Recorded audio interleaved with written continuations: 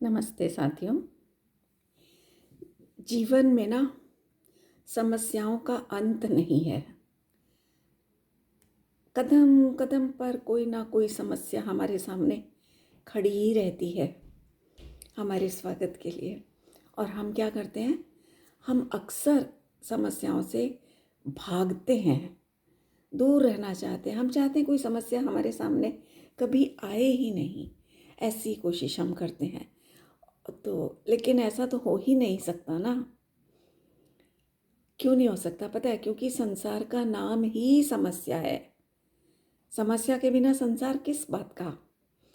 और उन समस्याओं को शांतिपूर्वक सुलझाते हुए अपनी जिंदगी जीना, उसका नाम जीवन है।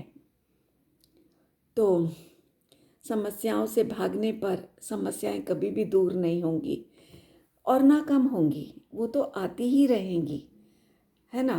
तो उल्टा वो पहले से और स्ट्रांग होती जाएंगी। जितना हम समस्याओं से दूर भागने की कोशिश करेंगे, उतनी ही समस्याएं और स्ट्रांग होती चली जाएंगी। और भागते भागते भागते हम एक दिन थक जाएंगे, डिप्रेशन में पहुंच जाएंगे, हार मान जाएंगे इन समस्याओं के आगे। जबकि हमें जो दिमाग मिला है ना, जो हमारा दिमाग है, इसका मतलब ही यही है, इसका काम ही यही है कि सामने समस्याएं होंगी और हम किस तरह समझदारी से इस दिमाग का इस्तेमाल करते हुए उन समस्याओं से आसानी से निकल सकें। करना ये चाहिए हमें, पर हम भागते हैं, है ना। तो उससे क्या होगा, जब हम भागते भागते थक जाएंगे तो समस्याएं हमारे सामने जब तक आएंगी ना, तब तक हम अपनी शक्ति खो चुके होते हैं।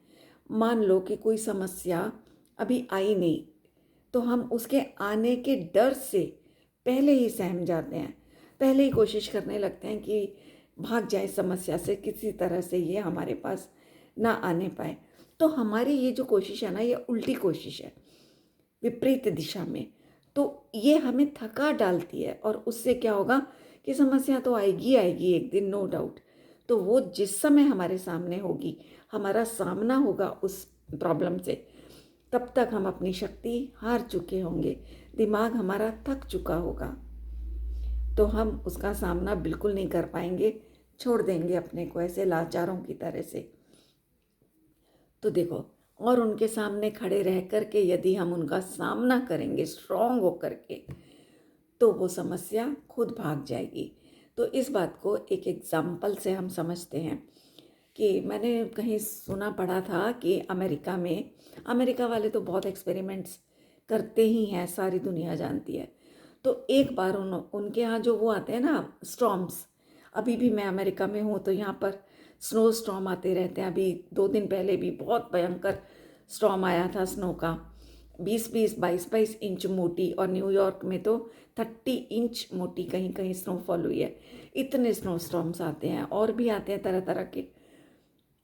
तो इन लोगों ने कभी यहाँ पर कोई एक्सपेरिमेंट किया, तो उन्होंने क्या किया कि एक गाय और एक बैल को पकड़ा और तूफान के सामने आ रहा था, उधर से चक्र की तरह ऐसे ऐसे ऐसे गोल गोल स्पीड में घूमते हुए स्टॉर्म्स आते हैं यहाँ पर, डस्ट के आते हैं, आंधी के आते हैं, तूफान इसके स्नो के आते हैं, बहुत आते हैं। तो उन्होंने दोनों को स्नो के पास, मतलब तूफान जो आने वाला था उस डायरेक्शन में खड़ा कर दिया। अब पशुओं को भी आभास तो हो जाता है प्रकृति का, इंसान से जल्दी आभास पशुओं को होता है कि कोई घटना घटने वाली है। तो उस समय क्या हुआ, उन्होंने ऑब्जर्व किया कि गाय जो थी वो उस एहसास से कि सामने से कोई बहुत बड़ा स्टॉर्म आने वाला है, तो वो घबरा के ना, इधर से स्टॉर्म आ रहा है तो इस डायरेक्शन में भागने लगी, तेजी से भागी।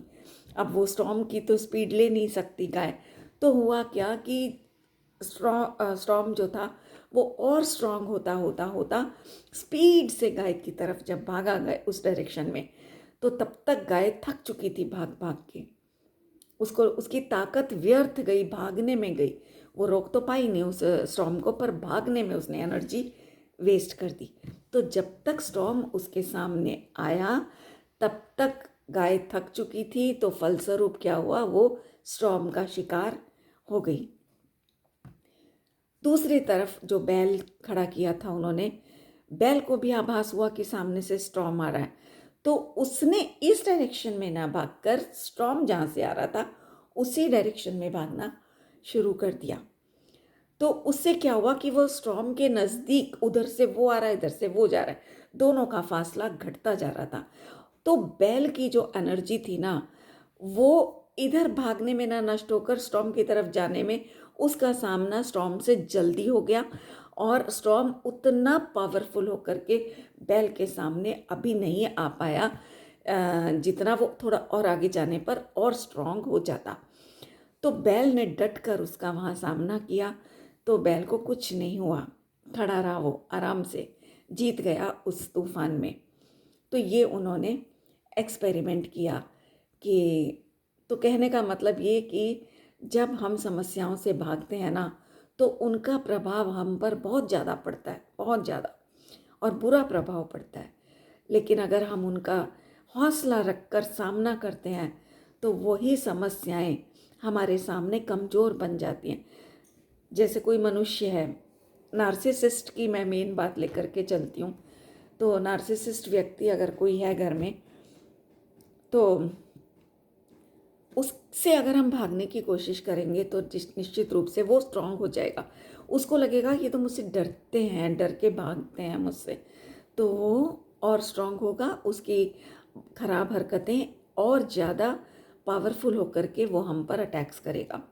इसलिए बेटर है कि वहीं उसके सामने रहकर स्ट्रांगली उसका सामना करें, चाहे वो रास्ता आप कोई भी अपनाएं, मौन अपनाएं, कम से कम बोलना अपनाएं, भले ही उसको इग्नोर करना अपनाएं, लेकिन उसके सामने रहकर उसको ये नहीं शो होना चाहिए कि हम उससे डरते हैं। तो ये है, तो आप जल्दी से उस तूफान से, नार्सिसिस्ट की पैदा की हुई समस्याओं से बाहर आ सकते हो। तो इसको इसी तरह से अपनी ज़िंदगी पर लगाना है हमें। ये एग्ज़ाम्पल जो गाय और बैल का मैंने दिया, इस एग्ज़ाम्पल को इस तरह से फिट करना है कि कुछ परिस्थितियाँ, कुछ सिचुएशंस हमारे जीवन में ऐसी बनती रहती हैं जिनसे हम बच नहीं सकते, चाह करके भी हम उन्हें अवॉइड नहीं कर सकते। खास करके पति पत्नी के रिश्ते में बातचीत तो करनी ही पड़ेगी ना। कितनी ज़रूरतें होती हैं घर गृहस्थी में, जहाँ एक दूसरे से सलाह भी लेनी पड़ती है, किसी को बताना भी पड़ता है कुछ। तो ऐसी परिस्थितियों में नार्सिसिस्ट व्यक्ति जो होता है, उससे वार्तालाप किए बिना हम बच नहीं सकते। उसी को मैं समस्या बोल रही हूँ, क्योंकि उसका तो वे ऑफ टॉकिंग जो होगा नार्सिसिस्ट का, वो हमें पीड़ा देने वाला होगा, तो वो समस्या है हमारे लिए। तो या कभी कभी हम ऐसी अनकंफर्टेबल कन्वर्सेशन में फंस जाते हैं जो हमें करनी ही पड़ती है, उसको भी हम अवॉइड नहीं कर सकते। तो और कभी कभी हमारी जो कंसंट्रेशन है, हमारे जो सोचने का तरीका है, वो भी गलत दिशा में चला जाता है। तो ऐसे में फिर हमें अपनी गलती सुधारनी पड़ती है। ऐसी सिचुएशंस में हम उनसे डर जाया करते हैं, ऐसी परिस्थितियों से हम डर जाया करते हैं, और फिर उन्हें बिना कुछ एफर्ट दिए अपना और अवॉइड करने की कोशिश करते हैं। सोचते हैं गलती हो गई तो हो गई, अब क्या करें। लेकिन एक बार गलती हुई, क्यों हुई, किस कारण से उसे दूर किया जा सकता है, तो वो भी हमें सोचना बहुत ज़रूरी है।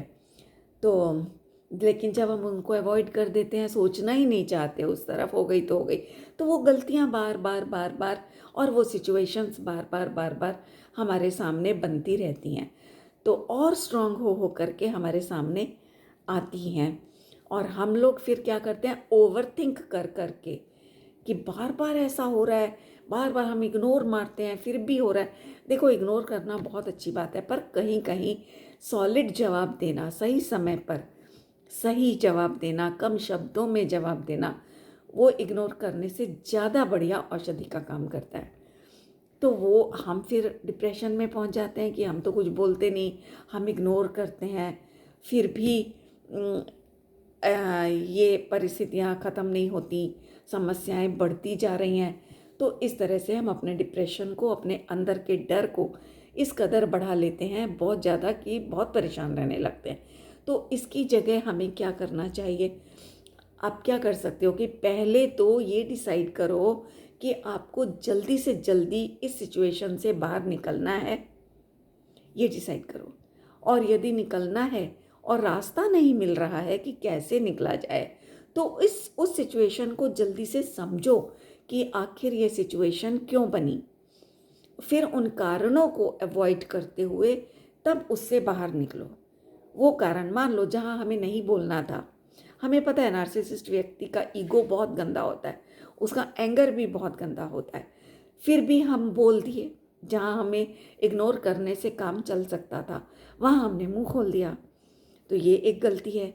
और जहाँ मुंह खोलना ज़रूरी था, वहाँ हमने इग्नोर कर दिया, ये भी एक गलती है।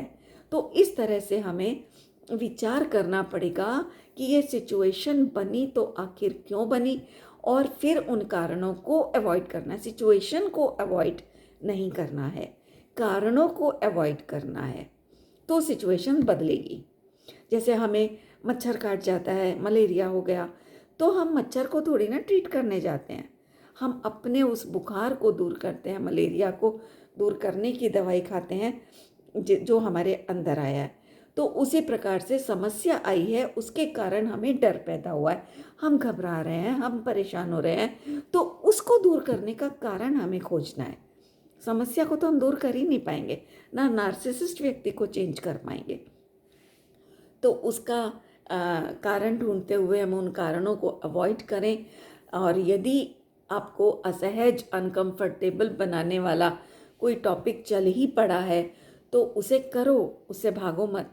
अनअवॉइडेबल टॉपिक की बात कर रही हूँ, मगर बहुत शॉर्ट में बोलो और बोल के ख़त्म कर दो। फिर भी वो बहस करता है, तब अवॉइड करो, पर एक बार शांति से उसको सॉलिड आंसर दो। शब्दों का चयन, इसीलिए मैं कहती हूँ मौन बहुत ज़रूरी है, क्योंकि जितना मौन रखेंगे ना हम, उतना ही हमारी विचार शक्ति चलेगी, बढ़ेगी, और हम सोच पाएंगे कि हमें कब कहाँ क्या करना है।